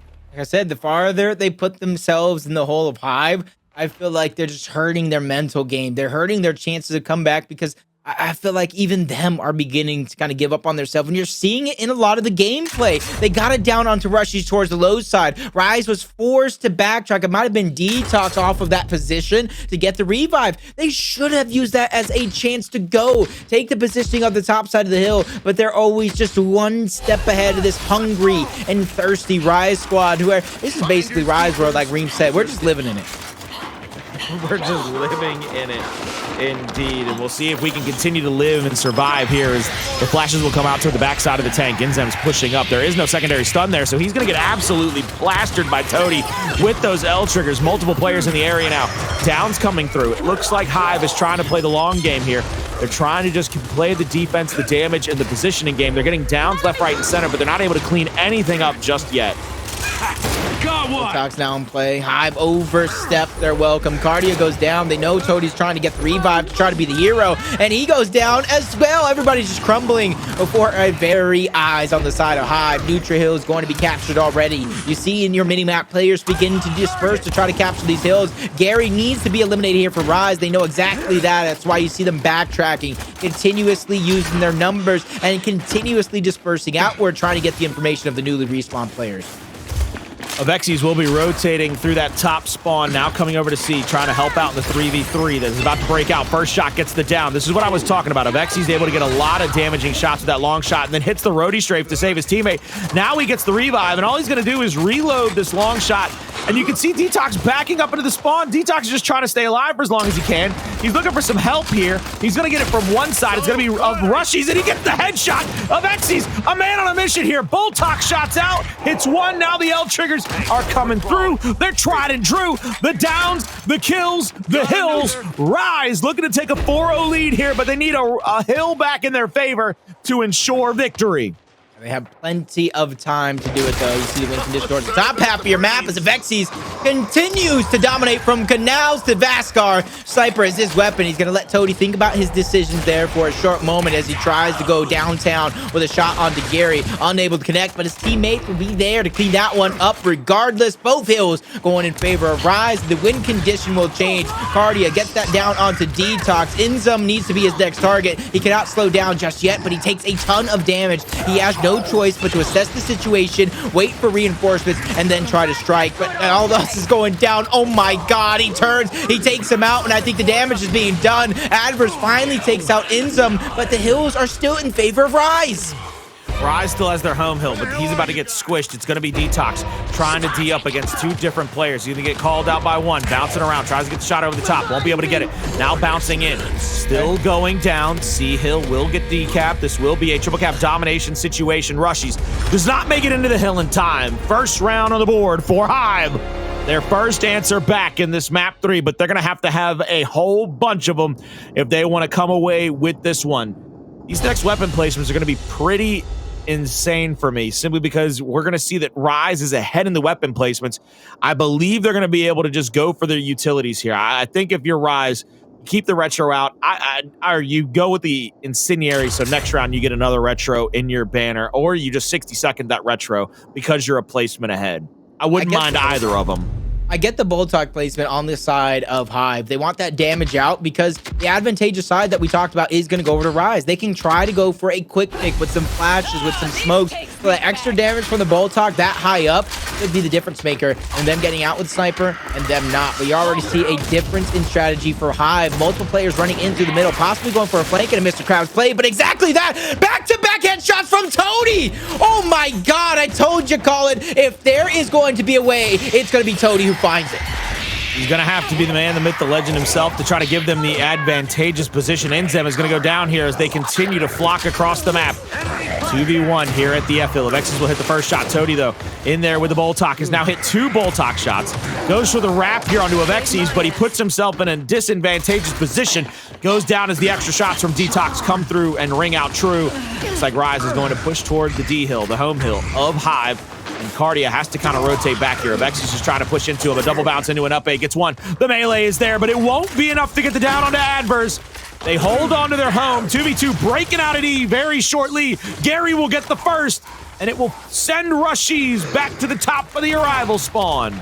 Yeah, Addvers threatening for that triple cap domination. Sees both of those players spawn up. He runs the hell out of there. He said, yo, we're going to win this one off points, Colin. We need to set up, get a trap for Rise. You see them continuously trying to push forward in your minimap. That is going to be INZEM who takes the brunt of that damage. And now that he has the position, you can see the team try to take different routes. And you see INZEM almost uncontested going towards that top side. 2 great shots onto Addvers. That's going to be a down along with Avexys. Certainly, they're going to get the decap onto this hill, but such a massive lead has been built by Hive. They can win off of one. Hive is looking to just hold on to that E-Hill. They're looking to hold on to their advantage here. There's a down on Rushiez as he comes out of respawn. Avexys waiting in the wings, gets one. Now tries to double bounce into that next L trigger. They're actually going to try to get the revive here quickly onto Rushiez. Looks like INZEM has been chased off of the D-Hill. INZEM turning, trying to hit shots with the DeToX here to try to burn both of those players to get the cap off. Up over 200 we go. Toti will be here defending the E-Hill with all of his might as best as he can, holding the backside of those boxes. Bounces straight into him, hits the back end. Now INZEM has to stay alive here. But that's going to be really hard because it's a 3v1. And I thought it was a 2v1, but I'm not going to lie to you. I was bad at math before. I was worse at math right there. Can't believe they did that to that poor man. But DeToX gets one. There's a little bit of help coming in, but not enough. Avexys here has to win, I think, one more fight, but gets shot over the top. All these hills staying neutralized for as long as they are, giving Rise a little bit of a glimmer of hope here, but it's up to Toti to try to win this 1v against the Rushiez. He's going to go down. Rushiez will win the D-Hill. It looks like Addvers is going to flock to the E-Hill. I mean, they are just, this is the ring around the rosy I'm used to seeing out of Vasgar way back when. Rushiez out of nowhere! Rushiez out of nowhere! Kill. That's what Rushiez is thinking about right now. Kills over hills. You've seen it going downtown. Big 1v1, but nobody is on that neutral hill to get a break. Avexys just steps behind as Hive. They win 2 straight rounds in a row. Like I said, if there's a will, there's a way, and Toti will be the man to find it. We already got shocks down. Them being a step behind. You got to imagine they have to go ahead and upgrade to either incense or shock. They want to flip. Okay. Okay. Put something in helicopter. Crater. I want crater. Avexys. Yeah, put something at crater. Boom shot crater. Do it. Boo. I love you, Colin. I love you so much. Oh man, I really was hoping that they were somehow, some way they were gonna hear us. Oh, Gary. You know what? That also gets a boo. Boo.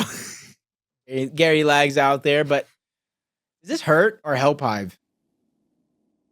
I don't think it either. Really, I don't think it hurts them, and I don't think it helps them. Like, Hive doesn't really live off of momentum. They're not an energy or a momentum-based team. Oh, look at that beautiful shot on the Rise skin there on the Lancer. And no There will be no favoritism by our observing team. There will be none. I like this view. That was a nice little like sidecar view we saw of that beautiful Islander Lonnie skin. Trying to show the Islander Lonnie. Got it. Got it. I mean, it's a great skin to look at. Your favorite skin? Character skin in the game? God, that's tough. That is tough. Because you know I got too many to choose from. Yeah, there's no way you don't have them all.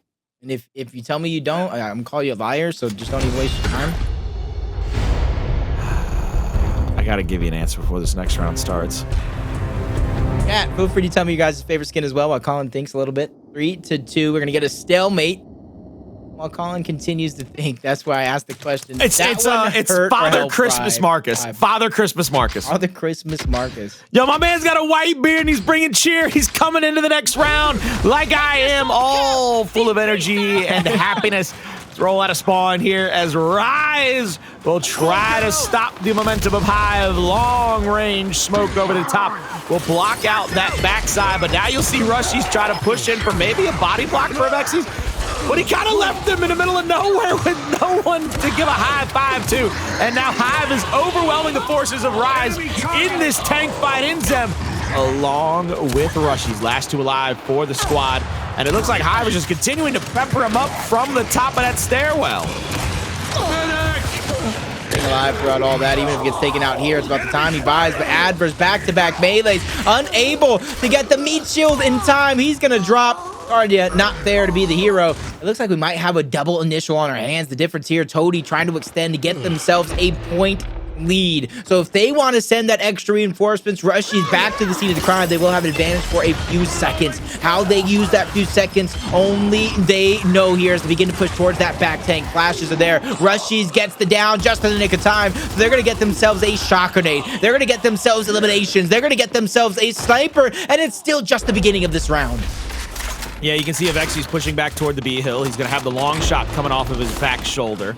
One player's challenging up here toward the spawn. Toti's going to get the call out that maybe Avexys is looking his way and has to be a little bit concerned about getting shot on. First shot missed by Avexys, now with 5 left in the chamber. Or 5 left in the slide for him to rechamber. Excuse me, I need to make sure I correct myself on that.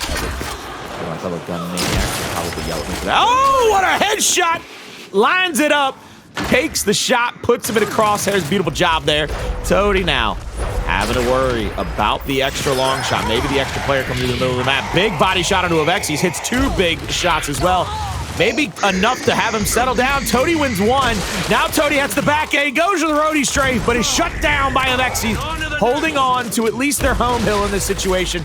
Now with 2v1, settling up the F hill. Rise continuing to accumulate points at a quick pace here in this round number 6. The biggest thing they could have done is not send that respawn player after the neutral. They sent a flank. Now Kardia's stuck between, figure out what to do here. His team's trying to buy him time, but Toti doesn't get the decap just yet. He actually does as he goes down. He sacrifices himself with it, along with Gary. Kardia winning that 1v1 or 2v1 against Rushiez is what's going to keep them alive. But enough staying alive. It's time to thrive here in this situation as Hive only have one opportunity here. Fresh off of the respawn. They're trying to lead the charge, get this decap, and the damage is there from body shots to Lancer to Retro. Rise is not backing down just yet. Yeah, no, they're not giving up positioning just yet. Up over 200 points. The Hive will get a win here in just under 30 seconds if they can come away with these fights. There's a 3v2 over here. A little wrap shot out of INZEM will at least clean up a kill. One player running for free toward the home hill of Rise, and this might put them in an unwinnable situation. We could very well see a 3-3 round count. It looks like that's exactly what we're going to see here. Hive have fought back from the trenches and have tied this thing up. They now have it all knotted up at 3-3. There is a chance we will see a map 4 at this point because Hive is playing unbelievable in this escalation. I know he lagged out, but that is just weird to see. I'm not even going to say it again, but give Gary some credit when you guys notice that one, because like I said, he did lag out. You see quick for the Retro to be upgraded on the side of Hive. You got to think INZEMs are now going to make a play. There's no reason for Rise to falter or stray away from the strategy just yet, even if they lost 3 consecutive rounds. Well, coming into the next round, You see the Incendiaries and Shocks on the side of Rise, Retro and Shocks on the side of Hive. Still a long shot at the tank, and we are going to see a two-man push over here, trying to play some defense. The third player coming in a little bit late for my taste, but will make it onto this side of the map. It looks like Rise is actually going for a pick on the E-hill to try to give themselves a point advantage. Big body shot there by INZEM to try to slow this retake down from Hive. Here comes Avexys bouncing in, but they are in the blender if I've ever seen one. I mean, you might as well call out and shout out my main man, Taylor Reflections Noble, with the blender call out. 2 seconds left. Rushiez doesn't have his Nasher out. He can't answer. That one player. Oh, sweet baby Jesus. I'll give Rushiez credit. I'm a little confused why in a 1v4 situation he doesn't have his Nasher out, but that's neither here nor there. Rise are definitely in the driver's seat overall in the series. Little mistakes, honestly, though, calling that really kind of cost him those last 3 rounds. Avexys gets the trade onto Toti. I can kind of hear him slam his desk from here as Hive continues to pressure forward. What was a triple cap domination opportunity for Rise? Almost was a triple cap opportunity. You see the neutral going under Rise control thanks to DeToX. INZEM break it through behind enemy lines, but now it's about staying alive here because a decap can only mean so much, especially if you go down immediately afterwards. Gary with the sniper, he has to figure out a way to reunite with his teammates and stay alive. Otherwise, that power weapon will go to waste. See what they get a chance here as Gary's trying to push up, gets that little shot around the cover to help finish off that kill. DeToX throws the Incendiary into the E-hill. Trying to get to a point where they double up the score line. It is a 3v1 on the F-hill side of the map, and they're actually going to back out of this E-hill side, giving them a chance to try to fully overwhelm this home hill. The F-hill has been decapped, and now Gary's pushing back with the long shot in hand. 2 shots left for Gary as well, and Gary might be able to try to line one of these 2 players from Rise up. Information gather right now from Gary. Don't tunnel vision on any one player, please. You guys got 2 hills to 1. You know Rise has no choice but to make a move. You need to figure out where that move is going to be made. Player gets spotted out, but that's only 2 of them. I think Avexys has went unnoticed up until now through the middle. Now Avexys has no choice but to continue on when the moment is right. But INZEM, he gets popped by Gary as Hive look to take the lead right back. They have a few more seconds to go, but that's going to be an elimination, which gives up that man advantage. Gary going wide onto DeToX, continuously trying to keep their distance. That way they don't give up a free kill. Perfectly executed by Hive. And Hive is coming back into this. They're roaring back, looking to take a 4-3 lead. Addvers picks up the meat shield right there immediately.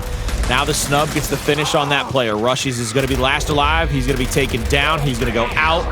Hive on all 3 hills. Hive converting the triple cap domination.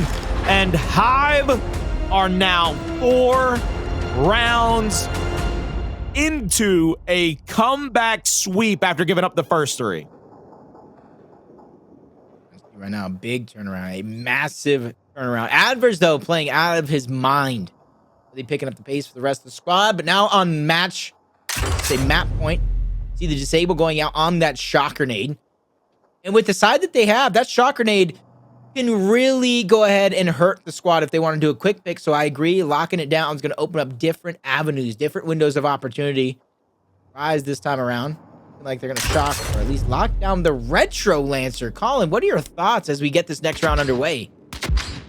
I mean, I don't mind that because the shock will force Rise around an area, but the Retro has been putting out a ton of damage for Hive against Rise. It's helping them secure a lot of these downs, in my opinion. And I think that's why they went for the lock on that rather than that shock. It has been a very deadly weapon for them to use, but a long-range incendiary out of Avexys will find 1 kill, and you can see Addvers on the flank now. Has to be called out. They got to find a way to get him down and dead. They do get a trade out for him.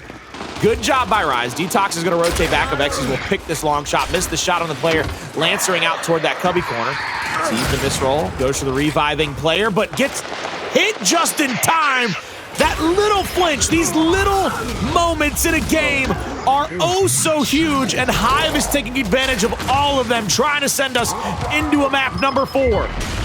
And that's something you didn't expect with how crazy Avexys has been with the sniper almost all day long, but tables have definitely turned since the second half. Gary connects with a snipe shot on his own to down out INZEM. Rushiez sneakily gets yet another kill with hopes of keeping Rise alive as he now maintains the only hill for Rise in this game. Luckily enough, it's not going to be long before they gain that second one underneath their control, so Hive needs to figure out a way to go, but Rise is already rotating at the top half of the map. It's going to be up to Gary to try to get that information, figure out where the players are rotating from, and point Hive in the right direction. See what they can do here is Gary's going to push across. 2 shots left in the long shot. A player mounted up to his left here. It's going to be a 2v2 on that side of the map, 2v2 on the opposite side of the map. Maybe they rotate Gary into a position to try to angle out somebody over here at the E-Hill. That would be very cheeky. That'd be a very hard angle to hit, but it's always possible. You see now, they're pushing in. Now that they've got a ton of damage, back A out by Toti. Gets the first one, and now Toti hits a beautiful L trigger there onto INZEM, forcing him back into a bad spot. And INZEM might have to jump into the middle of the map and try to just stay alive. Gary hits a headshot there. DeToX left by himself in the F-Hill. Things are falling apart quickly for Rise. They still have a 50-point lead in this situation, but they're going to have to continue to play defense here. They've got to make sure that they don't get overwhelmed in any situation. It looks like they have Gary stopped up here at the B-Hill, along with one teammate to his left. That's going to be Kardia. The other 2 players for the side of Hive are mounted up over toward the east side. It looks like Rise is going to go for a full-fledged retake over here from the home-to-home stretch. Gary backing all the way up. He's going to continue to be tagged up. He has no Lancer to answer fire with. That's why you continue to see him hold the Nasher. He's pulled snub. Looks like Addvers is just waiting for his moment to kind of overextend, to go for that breakthrough that we saw. We've seen Rushiez pull out, I mean, historically more times than not to help them win rounds, if not championships. Actually, he's not missing a shot with the sniper. Body shot after body shot. Chance to make a big play. Gets the decap just in the nick of time to keep Rise at least steps ahead of this Hive roster, which is going to force a play on either end of the map. 1v1 between Addvers and DeToX. Doesn't look like it's going to be an easy push. DeToX got that one covered along with Incense, so the push has to come here with seconds left. 3v3. Hive's gearing up. Push is going out, and it's going to be dry with no flashes, but a shot over the top. Back-to-back kills from Avexys. Rushiez puts the final nail in the coffin. We're going to a round number 9. Woo! I was ready for this, Colin. I'm engaging my lasers for this round number 9, Jacob. Okay. Got Ruth looking at me like I'm crazy, screaming off the top of my lungs. It's not my fault, it's Avexys. Maybe DeToX too. I mean, mainly Avexys. Yeah, mainly Avexys. I'm sorry, but mainly Avexys here. That was an unbelievable Rise by win. Do we get catering, Reem? I'm asking the chat, but I'm really asking him.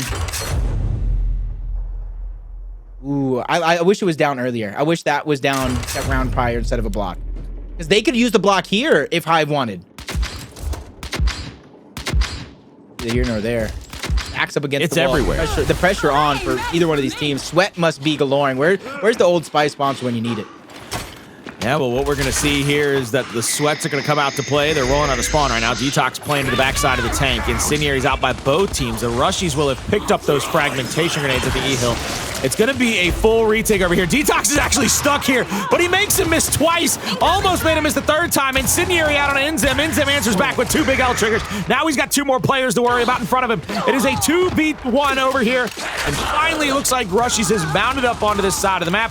He's going to pull out 1 frag grenade, probably throw it over the top here momentarily, trying to get this chunk kill. There's the down. There's the frag grenade kill on 1. The quick pick on the long shot is not good. I believe that, did that just re-drop the long shot? I think it did. I want to say it did. I don't know if he got the timing to go ahead and switch that one out. So that's a free sniper, possibly up for grabs. And I know Rush, he's looking for it. He knows it too. Going to put that Lancer to use onto Kardia. Short moment. Going to go ahead and gain it as a reward, but everybody's just getting tunnel vision on that sniper and getting taken out because of it. If anybody's going to learn, as the sniper will remain on the ground, up for grabs as Toti gets that elimination onto INZEM. Window of opportunity is there. It's a 3v2 as they continue to push forward. Addvers is splitting off. Triple cap domination opportunity if they can wipe these kills and continue to press forward. But DeToX is trying to make a sneaky play as well. Eliminations and downs on one side of the map where the hill is being overthrown. Hive trying to take control over this game and put a stop to the lead being gained as Gary connects onto INZEM. Battle will continue on the other side of the map. Rushiez trying to be the hero. Unable to save DeToX, but he can still save the team with a victory over Addvers in this 1v1, and he does. He go ahead and continues this battle. You see Gary with the long shot in hand, 2 more shots to his name, looking to find at least another body shot onto somebody to stop the retake from Rise. Rise in their home hill now. They have the E-Hill as well. Big headshot onto DeToX. Now Gary's moving up. Big body shot onto INZEM. Avexys stuck at the top of the pillar. Will get the 2 shots onto the beat shield, but will still go down. I think Rushiez is, again, just being very sneaky. He's being annoying. trying to keep players guessing where he is, making them come back to their own home hill, hitting 2 big shots. Now a third, gets that down. Yo, Rushman will not be denied in this map 3. Rushman will not go down. He will not die. I want you to keep your eye on this man right here. He is the linchpin for his squad as 2 more players from Hive have spawned up, Incendiary in hand. What will the Rushman do? Incendiary to the front to stop you. He's going to go down, but that will not be enough for Hive to win this. They've got to get an E cap at the F hill. They have won the fight at the E hill, and Rise look to deny this thing from Hive. They look to deny round 3, a map 4 opportunity for all of us to see. As long as they cap up E and get this down, that will be all she's said and done. I don't hear nobody singing, but I sure as heck hear her humming and warming up in the dressing room. Barring any miracles here, which we're not going to get any, Rise will close out the map 5 to 4 after a 4-round comeback from Hive. And that's exactly what I was talking about, Colin. All this work from Hive. They have what it takes to be that team, but they fall short yet again as Rise, off the back of Avexys, take home a much-needed victory.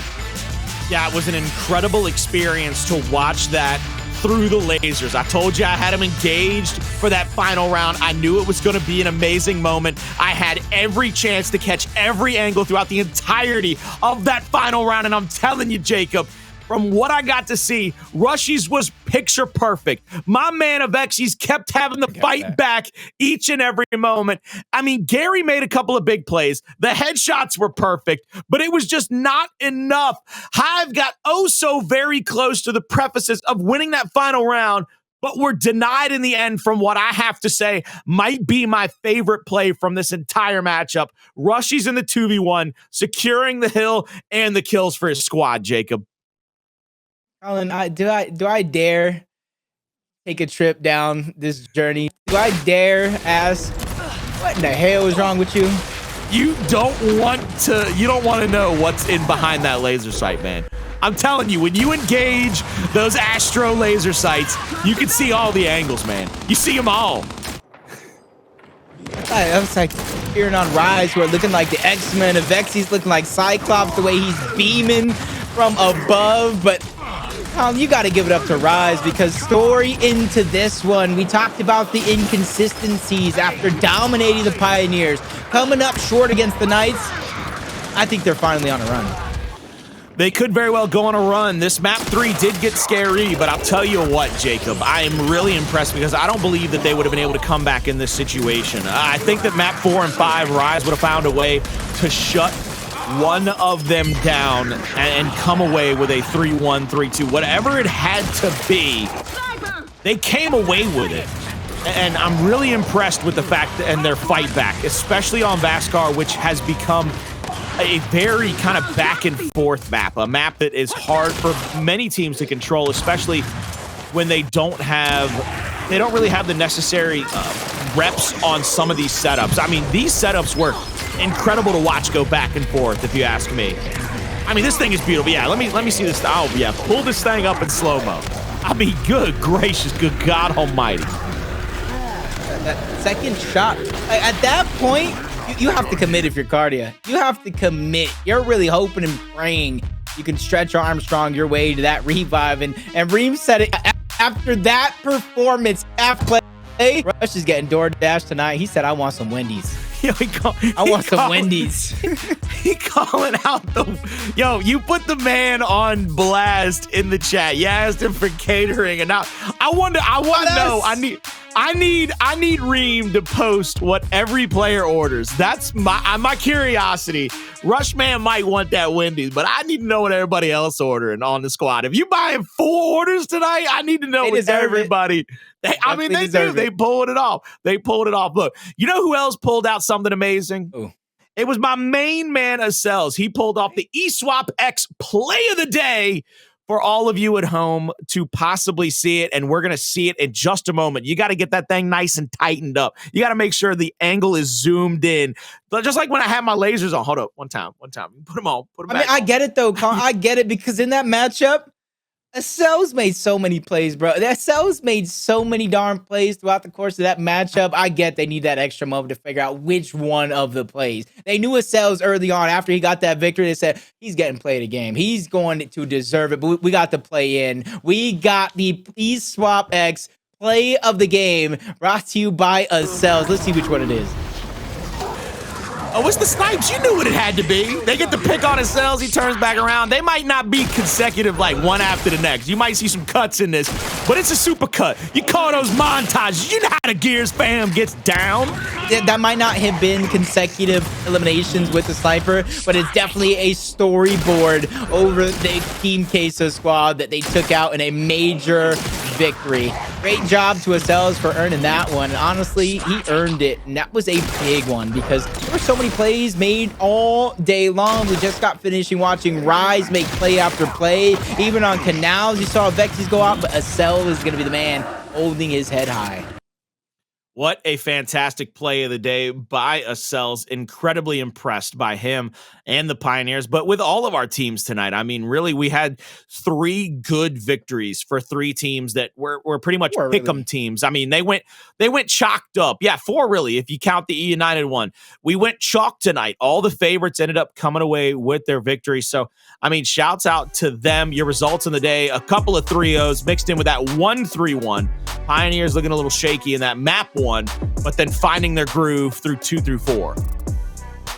Yeah, you can obviously see a lot of these elite teams in these matchups, whether it's close or not, they're still edging out that victory, and that's what I personally want to see. At the end of the day, you can have a close match. You can go back to the drawing board, you can fix those mistakes, and come out the next week stronger. At the end of the day, as long as you get that W, that's what matters most. And for these teams, Fire and Ice, I think it means the most to them, because they came into this map not only without a single victory, they didn't win a single map until today. Yeah, and I'm really impressed with the way that Fire and Ice was able to play against Discipline, and I really was happy to see that they took it as serious as if they were playing anybody else. They had perfect rotations, really good team fire and team fights. I think those are the things that always kind of give me cause to pause when you have 2 of those lower end bracket teams playing against each other, that one of them takes it a little less seriously. We might see just a kind of a glorified wager. But what we saw there was a team really taking that like perfect practice, setting up, lancering out, getting team fire, getting downs, and then cleanups for each other. That's what I want to see out of these teams week in and week out, day in and day out. Man, I love what you said, Colin, because it's usually at this mid half of the season where half of the matches are said and done, where teams kind of let up off the gas and they get content, they get complacent with what they've done up until this point. But now's not the time to slow down at all, because this is the moment where champions are made towards this second half of the season. If you're able to pick it together, carry that momentum into that major, probably got the best chances to reach the finals. Oh, without a doubt, this major could get very interesting with how all these teams are getting so very close to one another competitively. We are seeing a lot of fight out of those bottom end bracket teams. We're seeing a lot of upsets already in this pro league, and we might even see some more as the weeks go on, because I mean, I don't know about the rest of the world, but we're less than a month away from this next major, Jacob. We have flown through this split. We have really set fire to the trail and are getting oh so very close to that major. So these teams need to really ratchet up their practice and get a hell of a lot better each time they roll out of spawn. But if you want to see what teams are performing at their best possible peak right now, let's take one look at our standings to find out where everybody's starting to fall out. Pittsburgh Knights, of course, they didn't play today, but they held on to their perfect 4-0 record. They still stand atop the rest of the league at number 1. But Jacob, look at that. I mean, 2 through 4 all knotted up there, just differentiating map win percentages. And then Rebel Fury 1 and Team Queso trying to round out that top 7, top 8 spot, with Fire and Ice getting their first win of the league here today over Discipline. Pioneers play the Knights yet? That's my only really question, kind of looking at this one, because we've seen the Knights take on E United. Knights won. That's why they're undefeated. They took out Pioneers. And I got word from the main man himself, goalie, Pioneers play against the Knights at the last week of the season. So Pittsburgh Knights, they're chasing perfection. I don't want to jinx them, but they took out majority of the top teams in their way. If they can take out the Pioneers, I think we're going to have best chances our first perfect season since our pro league started up. Yeah, this is a good chance. They got to get by one more real tough game as the Knights have gone up against some of our best competitors already in E United and Rise, who are right there behind them, coming away with wins in both of those matches as well. So their only real test left is probably that Pioneers game in the final week. We might see them get tested before that if some teams really start to ramp up their efforts here and try to make them that much more close. Jacob, I know today was the first of 2 days, as we always have, multiple days of Pro League each week. But is there anything you saw today that gets you hyped for what's to come, either tomorrow or in the coming weeks for Pro League? I mean, we've seen so many rosters have such a poor showing during that major. Most recently was that last Pittsburgh Knights when Chaos was on the roster. They weren't necessarily that team to beat. They weren't necessarily those guys with all the swagger in the world when it came to Gears of War. But when that major came around, guess what? They were one of the teams to be getting second place. And I'm kind of hoping Hive can kind of follow suit. They're having a ton of close matches against our elite teams, but they're coming up short. I'm just hoping when that major rolls around, Toti and the boys can come out stronger than ever. Well, we got a big serving of Gears Esports for you coming at you tomorrow, Wednesday at 5 o'clock Eastern on the same channel, whether you tune in with us through twitch.tv/Xbox or live.gearsofwar.com. You're going to have Team Queso versus Fire and Ice, the Knights versus Rebel. That is an inter-regional grudge match if I've ever seen one. Hive and Discipline will be on the off stream. And then, of course, at 9 o'clock, your heavyweight championship matchup of the week. I mean, that is a premier matchup if I've ever seen one. A red-hot E-United squad who come away from a win on E-Days, a win tonight over Fury 1, go up against the Pioneers team who really started to round into perfection, really round into that final form here tonight. That is one hell of a series to come tomorrow night, Jacob. Yeah, just looking at these matchups as well. I said it when we were looking at the overall standings. Pittsburgh Knights, I questioned that matchup against the Pioneers. That's coming at the last half of the season. Pioneer, now they have a chance to go up against Rebel. That would be that next team down that threatens them in terms of difficulty. So if they beat Rebel tomorrow, they come out that last week. Like I said, this could be the chances of a perfect season. What that means in the grand scheme of things, because I know these guys want major championships, absolutely nothing. But history has a chance to be made. And the Pioneer, not the Pioneers, but the Pittsburgh Knights have that chance to do it. Will they make history? Will they continue on this path of perfection? Well, they got a big game tomorrow night against Rebel. There's that super heavyweight bout to finish off the night between the Pioneers and E United. But for now, ladies and gentlemen, on behalf of the one and only Jacob MVPR, that absolutely stud of a human being over there, I am Colin the Crow Clark. Make sure you are back here tomorrow, 5 o'clock Eastern time, twitch.tv/Xbox or live.gearsofwar.com. Make sure you're signed in so that you can get a chance at those skins, those Ashfall skins we're giving away all split long. But for now, we thank you to the players. We thank you to the fans. We appreciate each and every one of you. We hope you have a wonderful rest of your night.